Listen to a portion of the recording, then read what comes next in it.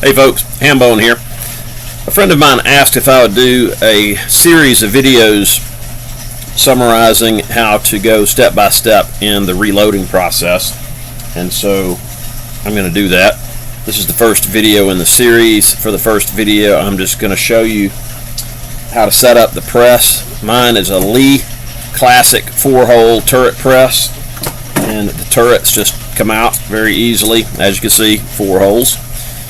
And the way I set up the turret is I will put a full-length resizing die in the first position, and then a bullet seating die. And in this case, I have 2 bullet seating dies because for 300 blackout, you load a lot of real long 220 grain Match King bullets for shooting subsonic, and this Hornady custom die has a sleeve that guides the bullet all the way in its path up into the case, and I found that to be a whole lot more accurate way of doing it, especially with those long high BC bullets. Then I will have the Lee factory crimp die, and I usually crimp most of the ammunition that I load, especially if it's going into a semi-automatic rifle, because those cartridges take a lot of abuse when they're in that cycling operation. So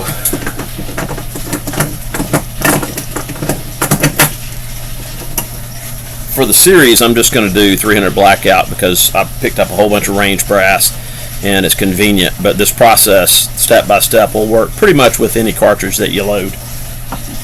For 300 blackout, you're going to need a number 4 shell holder, and that's this piece.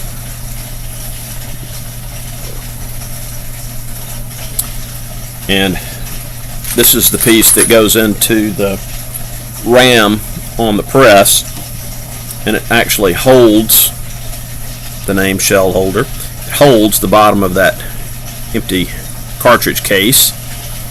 And with 223 and 5.56 and 300 blackout brass, they have a tendency to fit a little bit sloppy in there, and because of that, sometimes when you're loading them, the shell holder will pull the edge of this rim off, and your case gets stuck in there, and you're going to have a bad time when that happens.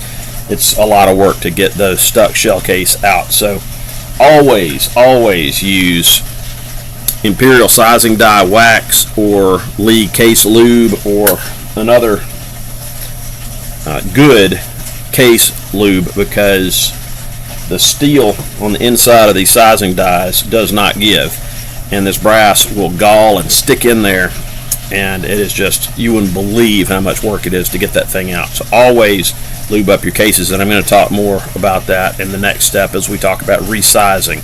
But as far as setting up your press, make sure that you have it attached very firmly to your table, and so that you can pull on it with all your weight and it doesn't move, because you're going to be putting a whole lot of force on this handle as you ram these shell casings up into these dies, and as you pull them back out, the leverage is going to go the other way. So you want your table to be super duper firm. You want to be able to jump up and down on this table and not break it or move it.